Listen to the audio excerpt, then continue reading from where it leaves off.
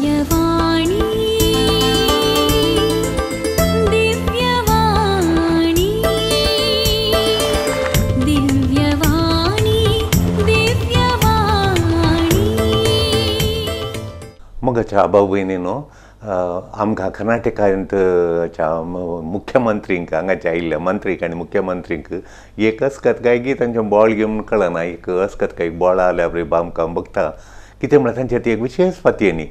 असाधारण पातयेनी एक मुख्यमंत्री अधिकारार आसतना कोणी जावन तो मुख्यमंत्री अधिकारार आसतना तो ताणें चामराजनगराक भेट करिनाये म्हणून चामराजनगरा भेट केल्यार ताका मुख्यमंत्री स्थानांत सकला पडटा म्हणून तो अधिकार वगडायता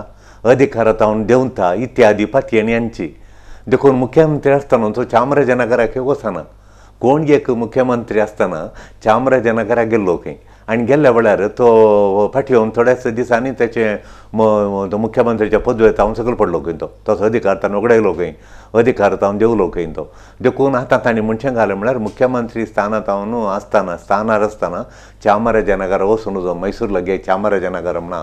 थंय वचून जो हांवें कोणी मुख्यमंत्री थंय इलेक्शना वेळार थंय गेल्ले नात देखून तांची एक कहली पातयेन चामराजनगरांत गांव कितें आनी हाच्या मुख्यमंत्रीच्या कदेलाक कोलो संबंध वो कन्नडांत आमी म्हणटा एत्तानंद संबंधवय्या म्हणून एत्तानंद संबंधवय्या म्हणून ताका आनी एका संबंध कालिंगी येले अधिकार वचून दिवले भियेतात गे ते कदेल सुकता म्हणून ते बिलकुल ते वचोंक आयकनात न्ही हांव कितें सांगता म्हणून सांगल्यार काल हांगा एक कुटुंब आयिल्लें आनी त्या कुटुंबाचे विशयांत तें चेडूंक खंय उलयलें ताका आपोवन हाडली घरची आनी पुरो आयिल्लीं तें तरणाटें खालें म्हणालें म्हण त्या विशयांत तुमकां सांगूंक हांव अपेक्षीत येता येवपाचें तें चिंता येता येवपाचें पातयेनी तें खालें म्हणालें बाबू कुवेट आसतना घरा येयल्लो रजेर आयिल्ल्या वेळार बाबू तांच्या घरा गेल्लो त्या कुटुंबाच्या घरा ते व्हडले वचून फाटी वचून गेल्ल्या प्रांताचें काम गेलें बाबा आमचो बाबू एक आमचो सुपरवायजराचें काम करनासलो आनी 6 म्हयन्या भितर ताचें काम गेलें बाब त्या दाळ फाटी आयलो म्हूण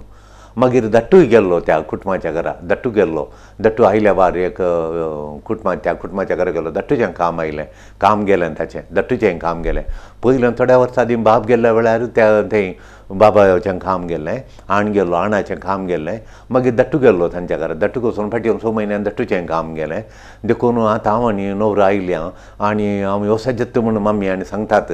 देखून हांव वचोंक म्हज्या न्हवऱ्याक आनी हांव वचोंक हांव गेल्यार न्हवऱ्याक आपणवरिना म्हजें काम गेल्यार आनी एक मेळ्ळात म्हाका न्हवऱ्याचें काम वचून वचाचें बरें काम ताका आपणवरिना म्हूण तो न्हवरो ना हांव येतात म्हूण बैसरला ताका पुरा फाटी येवन वचो म्हणून देखून फाजराबाडे सारया म्हूण हांगा आयल्यांत म्हाका आमकां आयकोन आसून पोटान दूख जावचें म्हणसर आसली आमी देखून म्हाका न्हू काम वेता म्हणली फातयेनी तें घर खंय ती हळ्ळी कहली आमी तें कितले पटीन त्या गांवाक येता हांव आमचें काम खंय गेलां आनी कितले जाण वचून येतात तांचें काम कितें गेलां देखून ही म्हणटात थंय गेल्यार काम चलता म्हणून आनी एक तुमकां दाखलो दिवचो हांवें कार टायरां ती एक कुटुंब पयसले खंय काजाराक गेल्लीं खंय हेच्या पयलें 2 दिसां पयलें फलाण्या जाग्यार एक कारांचे टायरां बदलितात थंय वचून फलाण्या जाग्यार वचून काराचें टायरां घालून आयिल्लीं खंय आनी तीं काराचें टायरां घालून पयसल्या गांवाक तांच्या सैऱ्यांच्या घरा काजाराक येताना काजाराक वेताना कितलेकी महिलां पयस येताना काराचें टायर फुटलें खंय फुटोवन नवें टायर घाल्लें फुटलें खंय बस जालें खंय आनी देखून तें टायर घाल्ल्या उपरांत थंय टायर घाल्ल्या उपरांत तांची बस जालें सगळ्यांक इल्लो मार जालो तशें म्हणून तांचें देखून आमी थंयच टायरां घाल्यांत फोर देखून आमकां खबर मेळ्ळी थंय टायरां घालून अशें जालें म्हणून देखून हांव येना म्हणून ही दोगां बसल्यांत तो सरतलो पूत म्हणटा हांव ते कागल्यांची पातयेनी म्हूण विचारूंक आयल्यान तांकां टायरान थंय घाल्यार त्या फलाण्या जाग्यार फलाण्या कडेन टायरां घालच्या कडेन वचून टायरां तांणी घाल्लीं खंय तांकां आतां खबर मेळ्ळी खंय आमकां येवन छापतांत वचोंक आमी 2 टायरां बदलिल्यांत पयस वचोंक आमची सैरीं पयसात थंय वचोंक आमी कारार वचून येवचें आमी 5 जाणां येता हांव काजाराक आनी दोगांय येना म्हूण बसल्यांत तें समज जायना ती सारतात थंय गेल्यार कित्याक येवनात म्हणून आमी येता म्हूण सांगलां येवंक आयकनात देखून टायरां बदली म्हणटा तितल्या मोलाचीं टायरां घाल्यांत व्हडल्यांक आरामचें आनी ताका इतलीं टायरां घाल्यांत कॉस्टली टायरां ती आतां परतून ती हाडून बदली म्हूण हांवें ती टायरां घाल्ल्या उपरांत तिशीन गेले आमी आतां ताका बदलूनचें खंय कोणाक दिवचीं तीं टायरां परतून नवीं घालूंक देखून फाटलीं टायरां पयलींची घालूंक जायनात, देखून टायरां बदली म्हूण सांगता, टायरां काडल्या सुद्दां आमी येना म्हूण सांगता तीं. तांच्या काराचें एक टायर फुटलें देखून थंयच घाल्लें देखून तीं टायर आमच्या काराक गेल्यार टायरां बस जाता म्हणून आमची पातयेनी कोलो संबंद त्या टायरांक, तांच्या काराक आनी आमच्या काराक कोलो संबंद पळया मोगाच्यान. मस्त आसूं येतात आमकां आसूंक जालें खाली मस्त तांचें एक्सिडंट जालें म्हणून आमची कारांक टायरांक एक्सिडंट जायत म्हणून तांचे कार एक्सिडंट जायत म्हणली पातयेनी वो कोलो संबंद म्हणून सेम कंपनी ती आमी ते टायरांक घाल्ली म्हणून. तशें देखून मोगाच्यान एक बायलें घडीत पळोवन, एक बायलें घडिता ताका पळोवन हे ताका एक विशेष अर्थ दिवचो. एक बायलें घडीत पळोवन जे खंय भायर म्हज्या भायर जाल्ल्यान घडीत ह्या आंगार दूख उठली या तकली दुख जाल्यार भितरल्यान घडीत न्ही, म्हज्या कुडी भितरल्यान न्ही, कुडी बायलें घडीत पळोवचें, खंय एक जाल्ल्यान घडीत पळोवचें आनी ताका हांवें अर्थ दिवन काडूचो आनी भियोवचें. एक वय आतां पळया, काल ते आयिल्ले भुरगे काल कावन्सिलींग आयिल्ले एकली तरणाटी पळया, तिणें म्हळ्यार खालें म्हळ्यार पळय तिका TV ऑन केली खंय तिणें. TV ऑन करतना एक्सरसायज करतात खंय, एक्सरसायज करतात ती पोरी तिणें सकाळीं घालतना एक्सरसायज जालें खंय. आनी काल दनपारां मागीर तिणें दुसरें तें चॅनल दामलें खंय त्या टीव्हीचेर, ताचेर एक्सरसायज करतात खंय. देखून हिणें तें TV पळोवन आपणाक लागू करून हाडयलां, आपणाचेर तें वण करून हाडयलां, आपणाक लागू करून हाडयलां तें. देखून म्हजी वेट रिड्यूस करची आनी ती म्हळ्यार वेट रिड्यूस करूंक सांगता ती घडये घडये सांगताली वेट रिड्यूस कर आनी तुमकां थायरॉयड येता आनी फॅटी लिवर जाता, फॅटी लिवर व्हडल्यान जाता फॅटी लिवर, आनी फॅटी लिवर जाल्यार ताचे जावन सगळ्या पिड्येक कारण जाता, आंग सुचचें आनी मातशें आंगाचेर शिरो पुरा कळ्यो दिसून येवच्यो खातयेच्या वयल्यान हाका पुरा फॅटी लिवर जाता म्हणून BP जावची, मागीर फॅटी लिवर जाता हार्ट ब्लॉक जावचे, फॅटी लिवर जाता म्हणून. देखून फॅटी लिवर म्हणटा आमी तिके 17 कणेचे तें परतून नॉर्मल सायजाक हाडूंक प्रयत्न करचे. थायरॉयड जाता कोण ना म्हाका देखून हांवें एक्सरसायज सुरू करचे म्हणून चिंतून हांगा मागणें करया म्हणून आयल्यान घराड्यान सांगतात. देखून भुरग्यांनी आपोवन हाडलां, बापायन सांगलें तें व्हरून हाडा म्हणून, बापूय भायर आसा, ते वचून फातराबडी उलोवन येया, ती खारें कशें उलयता घडये घडये एक्सरसायज म्हणून. मागीर हांगा खबर काडटाना तिका ताका आनी एका टीव्हीचेर आयिल्ल्या एक्सरसायजाक 2 पेटी घालतना तें आयलें देखून म्हाका तें सांगता देव, देखून हांवें एक्सरसायज करचें म्हणून वणकण येता, आपणाचेर वणकण येता. तशें हांवें एक्सरसायज करचेत म्हणून पळयता. तशें देखून हें कशें पळय, देखून हें म्हाका एक स्पेशल कनेक्शन आसा हाका एक्सरसायजाक टीव्हीक आनी म्हाका स्पेशल कनेक्शन आसा म्हणून लेखचें. हें अशेंलें म्हाका आनी ताका कनेक्शन आसा, म्हाका आनी ताका संबंद आसा म्हूण लेखच्याक हाका आयडिया ऑफ रेफरन्स म्हणटा आमी सायकॉलॉजींत, क्लिनिकल सायकॉलॉजींत आयडिया ऑफ रेफरन्स म्हणटा आमी. ही आयडिया ऑफ रेफरन्स एक मुख्य लक्षण सिझोटायपल पर्सनॅलिटी डिजॉर्डराचें. एक पिडा आसा मतीची पिडा, ही मतीची पिडा ताका सिझोटायपल स्किझोटायपल पर्सनॅलिटी डिजॉर्डर म्हणटा आमी. हाची लक्षणां ही 9 लक्षणां सांगता. ही 9 लक्षणांत तुमकां 5 या 6 लक्षणां आसल्यार डॉक्टरार सेशन वचत पडटा.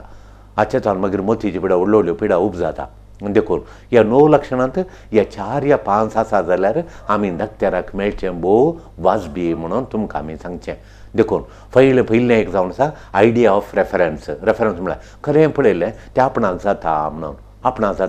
बरें एकल्याचें आमी पर एका घरा गेल्ले हांव, ती पयशिल्ल्या घरची हांगा बिजनस करन हांगा मस्त आयल्यान पयशिल्ल्या गांवची ती हांगाची न्ही, ती पयल्या कितल्याक 50 वर्सां आदीं तेजो न्हवरो काम सोदून आयिल्लो, हांगा बिजनस केलो ताणी, तो बिजनस बरो जालो, ताच्या उपरांत ती वयर आयली आनी ताणी एक हांगा घर बांदलां कोडयेळांत, केदें व्हडलें म्हणना. आनी आवयक ते पूत आतां पूत बरें शिकोवन दूय शिकोवन व्हडल्या कामार आहात, शिप्पार आनी पुरो व्हडल्या कामार आसात. आनी ताणें घर आनी पुरो आतां केलां म्हणून पळयल्यार सांगचें नाका. तांचें तोट पळयचें कोवले सोबीत झाडांनी भरलां तोट घरा भोंवतणी आनी पुरो. देखून तशें देखून मोगाचें न्हू ती घालें म्हणटा ती म्हणटा तिका दवरलें कोंत मेळना म्हणून. आतां पूत येवन घरा येजत मामीक हांगा येवंक जायना ती, देखून तुमी येजत म्हणून तिका उठोवन सोडून जायना. तिका येजे जाल्यार इल्ले मस्त कश्टात, मागीर तिका आपोवन हाडटा तुमी येजे म्हणून ती सांगतात. मागीर आमी गेल्ल्यान तांच्या घरा, मागीर पळयतना तिका आयडिया ऑफ रेफरन्स तिका कोंत दवरलें काडटाना मेळना खंय. देखून आदले फावटीं कोंत दवरतना मेळना खंय. तिच्या न्हवऱ्याक प्रॉब्लम जाल्लें खंय, आतां न्हवरो सरला, न्हवऱ्याक एक्सिडंट मागीर जाल्लें खंय. हांवें कोंत हांगा उशा कडेच दवरलां, म्हाका कोंत मेळोंक मेळना म्हणटा ती. आनी कोंत मेळना देखून म्हज्या पुताक कालेंक जाता एकलो पूत भायर आसा आतां आनी एकलो रजर आयला व्हडल्या कामार आहात दोगी हय व्हडल्या कामार आसात देखून त्या पुतांक खालें जाता गे म्हणून देखून धाकटो पूत घरा आसा ताणें येवन आमकां आपोवन येलें आनी आमी ताचेर वाटेर येता आमी सगळीं खबर ही सांगली हांगा कितें जाता आयडिया ऑफ रेफरन्स कालें गे म्हणून देखून हें एक आमी उडास सोदचें पयलें जावन आसा आयडिया ऑफ रेफरन्स कितें पळयलें तें आपणाक लागू कर काडोवचें हें एक दुसरें मोगाच्या भाव भयणीनो दुसरें लक्षण ह्या पिडेचें कालें म्हळ्यार सुपरस्टिशियसनस म्हणटा आमी सुपरस्टिशियसनस म्हळ्यार मुडानंबिके म्हळ्यार खाली आमी ताका हाका आपल्या आतां एक तरणाटें चेडूं हांगा आयिल्लें तें म्हणटा देंवचार भोंवतणी आसा म्हणून ताका रागडोवंक नजो म्हणून देंवचार भोंवतणी आसा खंय रागडोवंक नजो म्हणून एक तरणाटो चलोय सांगता एक तरणाटो चलो सांगता आमच्या भोंवतणी देंवचार आसात घराच्या भोंवतणी त्या सायडीक आहात वो ती वयल्यान आसात तांकां रागडोवंक नजो रागडयल्यार आमकां दोस्तात म्हणून आनी तें चिंताप खालें म्हणजे देखून मुडानंबिके दुसरें पयलीं आमी आयडिया ऑफ रेफरन्स कालें जाल्यार आपणाचेर घालून काडचें दुसरें मुडानंबिके जर तर चड आसा ते देंवचारांत आमकां कुपाद दितात हांगा देंवचाराचो पातोर आमकां कुपाद दिता म्हूण हेंत चिंताप आमकां घडी घडी दोस्ता जाल्यार घडी घडी ह्या विशयान उलयता जाल्यार हें दुसरें लक्षण ह्या पिडेचें तांणी देखून ही आपलो वो तरणाटो म्हणटा पळय देंवचार भोंवतणी आसात ताका रागडोवंक नजो म्हणून रागडोवंक नजो आमी देखून मागणें लोव म्हणया आनी तो कुरीस तिशीन घाल्ल्या एक कुरीस आहा तांच्या बापायन घालो कुरीस ताच्या फाटल्यान आनी एक तगड मारला तिशीन दिसूंक नजो ताका राग येता देंवचाराक राग आयलो रुपाद जाता म्हणून देखून बायलान व्हडलो गुड्या लागीं कुरिसा गुड्याच्या तिशीन तांचे कालें नेम आनी कोल आनी पिरां जातात तांकां राग येता तो आंगार येना देखून म्हण आनी व्हडलें पोळे आनी एक तगड मारून आड दवरलो ताका कुरीस तिशीन दिसूंक नजो कुरीस आमकां दिसल्या पुरो म्हणून हें पुरा पळया खरें पळया देखून देंवचार भोंवतणी आसा ताका रागडोवंक नजो म्हणून दुसरें खरें म्हळ्यार मॅजिकल थिंकींग मॅजिकल थिंकींग म्हळ्यार मांत्रीक चिंताप मांत्रीक म्हाका हेरांचेर कंट्रोल आसा म्हण एक मंत्रां म्हाका मंत्राची सकत मॅजिकाची सकत आसा म्हाका हेरांचेर कंट्रोल आसा आमी चिंतें पळय ताणें कालें सांगता म्हळ्यार एक तरणाटो आयिल्लो तो म्हणलो तांच्या घरा पूत बायक जावन आयला आनी हांवें तो मम्मी कडेन सांगलें तो पल्सार बायक खाणयता म्हणून नवें पल्सार आयलां तें पल्सार बायक तो खाणयता म्हणून आनी 4 दिसांनी ताणें पल्सार बायक काडलां हांव कालें चिंता पळय तेन्ना ते खाणयतात म्हणून ताणें खाणयलां खालें म्हळ्यार पयलें तांचे कडेन पल्सार आसलें तें इकलां ताणें येता विकून गेल्लो आतां ताका भोंवंक एक जाय जे बायक कार व्हरूंक नाका कारी आसा तांचेर तो इंजिनियर भुरगो बरें काम मेळ्ळा आनी ताका पल्सार लायक म्हळ्यार पयलें बापायचें पल्सार आसलें तो सोडटलो देखून तें इकलां आतां भायर येता 2 वर्सां येवन तो हांगा पाड जाता बायक म्हूण इकलां आतां नवें खाणयलां ताणें पल्सार बायक तें ताचें आमी वचून विचारलें वैगी पळया म्हणून ती वळखीची मनशां देखून वो म्हणटा कालें म्हळ्यार हांवें चिंतलें मम्मी कडेन सांगलें पल्सार खाणा हांवें चिंतलें जाता म्हणून आमी चिंतल्यार पुरो ते जातात म्हणून आमी सुपर बाजाराक गेल्ल्या आमी हांव रावून एकडे पळयतालो आनी तिशीन हांव एक दोगां चेडवां आयली ती आमी खाणयली वस्त तितू वस्तू पळोवन आलो ती खाणयतातच म्हूण हांवें मतीन चिंतलें ती चेडवां आयली ती वस्तू खाणयल्यो तूं म्हणून वो म्हणटा आमचे कडेन तरणाटो म्हणटा आमी चिंतलें ती खाणयतात म्हणून मॅजिकल थिंकींग ह्या चेरक्याक आसा मॅजिकल हांवें चिंतलें त्या चेडवांनी खाणयलें म्हणून मागीर म्हणटा त्या आमच्या कुटुंबाच्यांनी आमी चिंतलें कारखान येता म्हणून मम्मी कडेन सांगलें नवें कारखान येता आमी फाल्यां म्हणून देखून मम्मी कडेन सांगलें हांवें क्रेटा म्हणलें घर आयलां तें क्रेटा म्हणलें थांबडें कारखान येतात म्हणून हांवें मम्मी कडेन सांगलें मम्मा तें क्रेटा म्हणलें तें कारखान येतात म्हणून ताणें आतां क्रेटा म्हणलें कारखान येयलां आतां तें तिके पॉप्युलर आसा देखून सकडी व्हरतात आनी तांकां बेनिफिटान दितात तशें तांणी क्रेटा कारखान येयलां हांव विचारूं ना ताच्या घरा वचून बेनिफीट आसा म्हणून खाणयलां म्हणून हांवें दुसऱ्या दिसा कित्याक आतां क्रेटा कारखान येतात म्हणून तें मार्केट आसा देखून खाणयतात म्हणून तांणी म्हळें तशें आमी चिंतल्यार पुरो ते घेतात म्हणून ही चिंताप तांचें देखून तांकां त्या फिरगजीच्या चेडवाची सेरीक जाता म्हणून हाका आमच्या शेजाऱ्याक त्या फिरगजीचें असलेशें चेडूं त्या फिरगजीच्यान चेडूं तांकां मेळटा म्हणून हांवें चिंतलें सेरीक जाली आनी तांकां मेळ्ळें म्हणून आनी एक चेडूं म्हणटा म्हज्या फ्रेंडाक हांवें तेंच्यान मेळटा म्हणून हांवें चिंतलें आनी हाका तेंच्यान सैरीक जाली म्हणून तशें देखून त्या फिरगजीच्यान म्हणून ती नवें घर बांदतात म्हणून आनी एकली म्हणटा आमकां ती नवें घर बांदतात म्हणून आमी चिंतलें मात आनी आमी चिंतलें बरी जाता तांणी नवें घर बांदूंक सुरू केलां देखून हें मांत्रीक चिंताप हें जाता अशें चिंता तांणी घर तांकां जाय जाता म्हणटा तांकां जाय जाल्यार वेहिकल काणयतात गरजेक हांवें चिंतल्यार मात काणूनचें म्हणचें हांव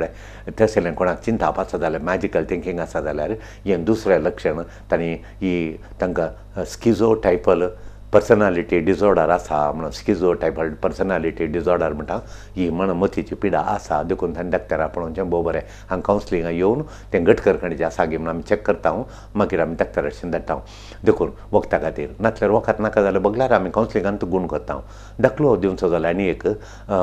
चेडूं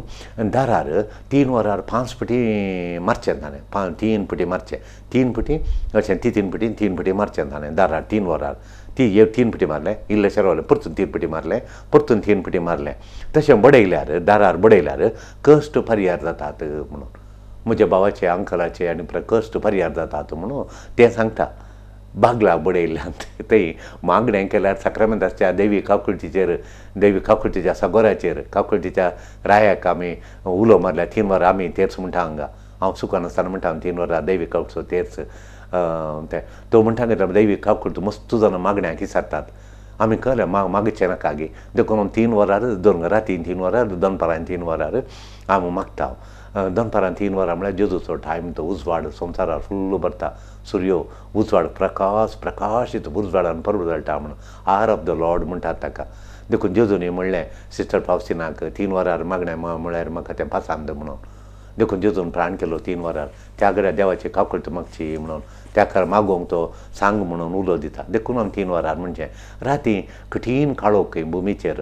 देखून हांवें म्हाका बगता थोडे टी आपापी जाग जाता काल्याक म्हणून कळना उठोवन काव देवी कडचो तेर्स म्हणचो 3 वरां राती तो देंवसाराचो काळोख असो वेळ म्हणून लेखचें देखून आमी म्हण हांवें देखून तें देखून त्या देंवसारान 3 वरां उपरांत चडाव एक्सिडंट जावचें उपाद जावचें म्हणून हांवें आयकलें सांगिल्लें तें सोदग्यान म्हाका गुंतूना तें फातयेनी म्हणून आयकलें हांव फातयेना तें पूण 3 वरां उपरांत म्हण देखून देंवसारान कोणाकच बादा करिनाशें हो संवसारार आसच्या तुज्या भुरग्यांक राख म्हणून करिया हांव म्हण काणयोचें गडितां जायनाशें अवघडान जायनाशें वायट जायनासलें नश्ट जायनाशें तुज्या भुरग्यांक परजेक तूं राख म्हणून हांवें देवी काकुळचो तेर्स पेटोवचो 3 वरांचेर तशें ती आमची फातयेनी तशें देखून मगाच्यान हें 5 फावटी बडयल्यार आनी परत दैवी काकुळटी देवाची सकत आसा साक्रामेंताचें आराधन केल्यार मागणें केल्यार ताका व्हरती सकत आसा पूण हें बागला बडयल्यार त्या बागलांत कली सकत आसा म्हणून आमकां मस्त आसली आमी तशें म्हणटा हें अशें म्हणटा मॅजिकल थिंकींग आसल्यार आमी डॉक्टराचें शंभो बरें मागीर अनयुज्युअल म्हणटा अनयुज्युअल परसेप्च्युअल कंपल्शन्स हें तिसरें लक्षण अनयुज्युअल परसेप्च्युअल कंपल्शन्स म्हळ्यार असाधारण समजोवची या पळोवची सकत समजोवची असाधारण रितीन सादारण रितीन आतां हांव पळयतां ताणें सांग ताका तो ती रावला कालेंग सांगता म्हाका आत भाशेन तें हांव पळयतां तो दिसता तो कंथारा म्हणटा म्हाका दिसता तो कालेंग सांगता म्हाका आयकता पूण असाधारण रितीन तो थंय नांतना पूण म्हाका आयकता म्हळ्यार असाधारण रिती देखून मगाच्यान हें असाधारण रितीन समजोवची सकत म्हाका आसा असाधारण रितीन म्हाका आयकोवचें सकत आसा म्हणून हेरांनी गुणगुणचें कोणी म्हाका कानांतल्यान गुणगुणटा ताचें नांव सांगता आनी म्हाका तो म्हजे लागीं उलयता एक विचित्र भाशेन उलयता तो व्यक्ती हांव तो ना उलोवचो व्यक्ती हांगा ना म्हळ्यार ताका आमी म्हणटा घालें म्हणून असाधारण रितीन पळोवचें समजोवचें आयकोवचें म्हणटा आमी देखून दुसरें म्हळ्यार कुडांत कोण एकलो मनीस 3 न्हीन गेल्ल्या बरी जाता म्हणून हें कोणाक बगता जाल्यार कुडांत तेणें गेल्लो या म्हजे कडेन उलयता येवन कानांत कोण नाका आयकना म्हळ्यार असलें कोणाक अनयुज्युअल परसेप्च्युअल कंपल्शन्स असाधारण समजोवची सकत म्हाका आसा म्हूण कोणी म्हणटा जाल्यार ही तिसरें सायन तांकां स्किजो टायपल पर्सनालिटी डिजॉर्डर आसा म्हणून लेखतें देखून तांणी येवचें मार्गदर्शन काडूंचें मगाच्यान चवथें लक्षण जावन आसा ऑड थिंकींग म्हणटा आमी odd thinking or odd speech म्हणटा विचित्र चिंताप या विचित्र उलोवतना विचित्र एक शब्द वेगळोच अर्थ करचें एक शब्द आनी वेगळोच अर्थ करचें मेजार कारबार म्हणून एका हप्त्याक एक 15 दिसां पयलीं एक भुरग्याक हाडलें तो मेजार कारबार म्हणून ताजे म्हणटा मेजार कारबार खालें न्हू मेजार आनी जेवचें मेज म्हळ्यार व्हडणी मेजार बरोवचें जालें मेजार काबार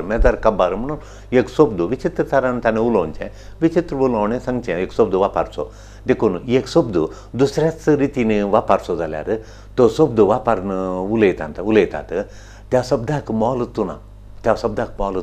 आनी एका भुरग्या पयसतान हांगा हाडिल्लें तो म्हणटा इंटरनॅशनल गॅरेज घालता म्हण इंटरनॅशनल गॅरेज म्हळ्यार कालें ताका अर्थ कालें गॅरेज घालता हें हडल्यान तूं म्हळ्यार व्हडली इंटरनॅशनल गॅरेज घालता मागीर तूं इस्काल म्हणी हेची वयर हांव इंटरनॅशनल इस्कालाक येता मागीर इंटरनॅशनल म्हण एक शब्द म्हणसो ताका अर्थच ना ताका इंटरनॅशनल कालें म्हणलें वतना इंटरनॅशनल कार घालता म्हळ्यार इंटरनॅशनल कार घालता खंय तो इंटरनॅशनल दुकान घालता म्हणून उलयता देखून उलयतना कन्फ्युजन जाता घुसपट जाता तो हांव बिजनस घालता म्हणटा ल्हान भुरगो 10व्या क्लासींत हांव कालें करता म्हळ्यार मस्त उलयता एक सडन रावता घुसपडटा हांव बिजनस घालता म्हणटा बिजनसा विशीं उलयता म्हणटा मदें पप्पा सरलो म्हणटा बिजनसाक आनी पप्पा सरल्या काय हांव बिजनस घालता वस्तू घालता बिजनस कोल्याचो बिजनस वस्तू घालता काले वस्तू घालता क्रिकेटाचे बॉल बॅट घालता पप्पा सरलो म्हणटा एकत्र मागीर रावलो तेंत खालो वस्तू घालता म्हणटा पप्पा सरलो म्हणालो रावलो तें घुसपटचें एक उलयतना संबंदा विशीं उलयतना आनी काल उलयतना घुसपटचें हय देखून कालें तांचें उलयतना पळय तांकां देखून अंकल कार न्हंयत व्हरता म्हणून ताचे कडेन कार ना बायक मात्र आसा कार सोडून उतरांक ताका म्हजो अंकल न्हंयत कार व्हरता म्हणून कळ्ळें अशें उलयता म्हणना देखून अशें कोणाक ऑड थिंकींग ऑड स्पीच आसल्यार ताका पिडा आसा म्हणून 5वें लक्षण मोगाचें न्हू सस्पिशियस ऑर पॅरानॉयड आयडिया म्हणून पॅरानॉयड आयडिया सस्पिशन म्हणून दुबावचें कोणेंगी म्हाका फॉलो करता म्हणून हें सांगचें एकलो आयला ताणें पयशांनी म्हणून वस्तू ताका 60 लाख कोण उगडायल्यात इंटरनेटार काल्यान घालून बिजनस म्हणून कोणें उलयता घेवन ताचे कडेन ताका पयशे घाल म्हणून सांगता वो पुरा पयशे घालून 60 लाखाच्या वयर घाल्यात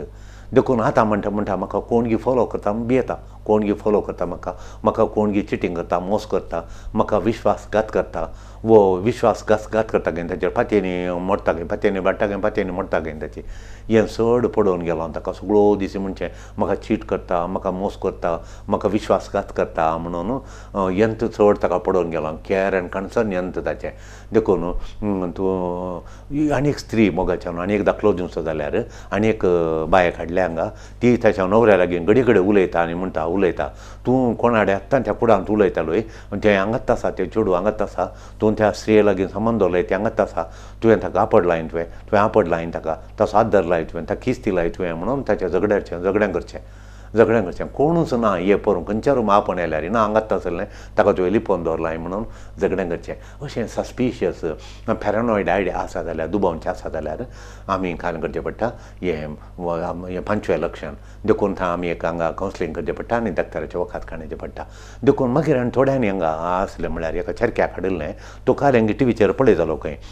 पयसतावन हाडलां पयसतावन म्हळ्यार उपेन काडटा तिशेंत आणकी मुखार वचपाचें थंय हांवें एका भुरग्याक हाडलां आमच्या हांगा सोनी तो दुसऱ्या गोंयचो तसो देखून देंवसार गोश्ट ताच्या आंगार आसा म्हणून गोश्ट खंय आसा म्हूण म्हाका कळीत आसा कितें करता म्हणून तो कितें करता म्हणलें म्हाका कळीत आसा हांगा गोश्ट आसा गोश्ट म्हळ्यार सैतान आसा तो खंय आसा कितें करता पुरो गोत आसा म्हणून पूण ताका फॉलो सैतानाच्या फाटल्यान वचूंक कोणाक जायना थोड्या मागण्याच्या मनशांक आनी थोड्या मागण्याच्या येजाकांक जाता म्हूण सांगता तो थोड्या मागण्याच्या मनशांक जाता म्हणून आमचे कडेन म्हणटालो थोड्या येजाकांक जाता मागण्याच्या येजाकांक जाता मागण्याच्या मनशांक जाता तो खंय येता म्हणटा तसो फॉलो करून देंवसारा फॉलो करून ताका धरूंक बांदूंक थोड्या मागण्याच्या मनशांक ब्रदरांक जाता खंय आनी मागण्याच्या मनशांक सिस्टरांक जाता खंय आनी फादराबांक जाता मागण्याच्या मनशांक म्हणून तो तरणाटो म्हणटा तो टॅक्निकल काल्यान कोर्स करतना सगळो दिसी ह्या मोबायलार बसून रातचें आनी पुरा त्या समिस्त्रीन काल पंडूक तो भायर येवचें आनी पुरा पळोवन तें पळोवन आलो आतां तें अशें म्हणटा तो देखून हें कोणाक अशें जाता जाल्यार मोगाच्यान कुडले ताका कावन्सिलिंगाक तांणी हाडिल्लें बरें कावन्सिलिंगान ताका वखदार घालो आमी मागीर डॉक्टरान ताका वखद दिलें आनी हांगा कावन्सिलिंगाक ताका जो 15 दिसा तें कावन्सिलिंगान मागण्यांनी करूंक देर दिता काल आमी ताचें मतींत आसलें सारकें न्हय म्हणून आमकां उलोवंक कळटा तें टॅक्निक्स आसात कावन्सिलिंगाचें तें कावन्सिलिंग करून ताचें मतींतलें काडूंक जाता एकच पटीन काडूंक जायना इल्लेशें उणें जालें मागीर ताच्या तोंडार हांसो येवच्या बरी आमी केल्यो वचलो भियान कामतलो 15 दीस जावन तिके हांसो येवच्या बरी केलो तशें मोगाच्यान सोशल एंग्जायटी म्हणटा आमी सोशल एंग्जायटी म्हळ्यार सामाजीक आंकांत बेआंकांत हे कौजेनी येवची सामाजीक म्हळ्यार लोक आसच्या कडेन लोक आसल्या कडेन तो हॉलाक काजारांक आनी बिलकूल ती येवंक आयकनात लोक कितें करता म्हाका म्हणल्यार लोक वॉट दे वील डू म्हणून ती म्हाका जालें करतात म्हणून लोक जालें करता म्हाका म्हणलें देखून हें पॅरानॉयड फियर म्हणटा आमी पॅरानॉयड फियर म्हणून तें बें उणें जायना मोगाच्यान कावन्सिलींग केल्यार आनी खाली उणें जायना तें सोडोवन येता आतां बें आसा आमी ताच्या उलया म्हणून सांगून तुमी उलयल्यार तें बें मागीर रावतलें म्हणून हांव दीस येताना सोड जाता ताका आमी पॅरानॉयड म्हणटा थोड्यांक एक कोणी मेल्ल्या क्षणां बें आसता मागीर आमी विसरून येता मागीर बें चलता पूण तशें पूण हें तशें न्ही हें सोडोवन येता चड जावन येता हें बें चड जावचें बें हें देखून असलें बें आसल्यार आंकांत आनी सडटा आमकां देखून आमी कितें करचें म्हळ्यार कावन्सिलींगा येचें पडटा ताका सोशल एंग्जायटी 7वें जालें म्हळ्यार इनएप्रोप्रिएट कॉन्स्ट्रिक्ट एफेक्ट म्हणून इनएप्रोप्रिएट ऑर कॉन्स्ट्रिक्ट एफेक्ट म्हळ्यार समानांतलें ह्या उणेपणाचे परिणाम या सरिसमानांतले परिणाम अशें म्हळ्यार कालें म्हळ्यार आय कॉन्टेक्ट म्हळ्यार दोळ्यांक पळोवन उलोवचें दोळ्यांनी एकूच सोड पळोवचें काल उलयतना दोळ्यांचेर दोळो दोन पळोवचें अशें करून उलोवचें आमी पळयता अशें पळयता तोंडा पळयता ह्यो दोळ्यांक पळोवन उलोवचें थोड्याक पळोवन अशें पळोवचें या दोळे इल्लेशें तांपोवन इल्लेशें पळोवचें या दिश्ट भायर घालून दोळे भायर घालून कठीण दिश्ट घालून ग्लॅ आमी म्हणटा आमी अशें दिश्ट भायर घालून पळोवचें वयताशें देखून टू लिटल आय कॉन्टेक्ट नातल्यार स्टॅरींग म्हणटा आमी स्टॅरींग म्हळ्यार दोळे शकून स्टॅर करचें देखून स्टॅरींग म्हणटा दोळे भायर घालून पळोवचें हें बोगणां तांची बोगणां दाखयता गाऱ्या बोगणां दाखयता रागाचें बेगडो दोळे भायर घालून पळोवचें बेजाऱ्याचें दोळे उक्ते करचें बेजाऱ्याचीं बोगणां इत्यादी तीं बोगणां दाखयता तांची देखून उलोवचे विशयी तो थोडे फावटी आमी पळय उलोवचे विशय आसचें न्हय आसचो विशय न्ही तो आमी उलयतना आसचो विशय सांगना आसचो विशय न्ही पूण तो विशय आमी उलोवंक सुरू करता आसूंक सुरू करचें आनी आवय पडली तिचें फ्रॅक्चर जालो मल्टिपल फ्रॅक्चर जालो 3 ऑपरेशनां जालीं तिका पडून पांयां कडेन 3 ऑपरेशनां केलां हांगा वयर आनी पुरा बिरमोत ती रडटा आनी एक भयण रडटा हें कळ्ळें आसता म्हणना वय तशें देखून मोगाच्यान ताच्या वणयेक कॅन्सर जाला आनी हांगा ऑपरेशनान दोन खातान काडला आनी पुरा देखून ही सांगतना चेडवाचे प्राण ताच्या चेडवाचे प्रतिक्रिया येतना तांचें तें दूख सांगतना आमच्या दोळ्यांतल्यान दूख भरलें ताका म्हळ्यार ताका रिएक्शन ना प्रतिक्रिया नातना कित्याक म्हळ्यार ताका संबंद नासल्या बरी एक सॅड स्टोरी सांगतना सॅड स्टोरी तांचे कशें कितें जालें कळ्ळें कशें मौन पावलें आनी खंय एक्सिडंट जावन काल जालें म्हणून आनी तांचें बरें कंथिरान कितें जालें कशी आवय सरली सांगतना बारी सॅड कंथीची काणी सांगतना रिएक्शन ना कितें म्हळ्यार ताका प्रतिक्रिया येतना तें कनेक्ट करिना तें म्हाका सर्मन जाल्लें म्हजी सैरी म्हाका दुखता म्हणलें कनेक्शन ना बोगणाचें उणेंपण दाखयता संभाशणें तांचें संभाशण उलोवन येताना तांणी वळाना रावतात चिंतात परतून उलोवंक सुरू करतात खालेंगी सुकलें परतून फाटीं गेलीं मुखार गेलीं कट्ट करून उलोवंक कश्ट जातात नॉर्मल फ्लो ऑफ सुडाळ वळोवन वचना आनी अशें कोणाक जाता जाल्यार मोगाच्यान तांकां हें प्रॉब्लेम आसा म्हणून अर्थ हें 7वें हें 8वें खालें म्हळ्यार मोगाच्यान 8वें behavioural appearance that is peculiar एका पेक्युलियर बरी नाट्य एक साल विचित्र दिसची आमकां आतां कोणी एक केस आनी अशें गेल्यार तांची साल करेक्ट ना बघता एक चली एक चेडूं काळें वस्त्र न्हेसोवन मोगाच्यान मरणाच्या मिसाकी काळ्यांत मरणाक येताना काळें वस्त्र घालचें काजाराक तेंत चुडीदार घालण्याचें मागीर आयताराचे मिसाकी तेंत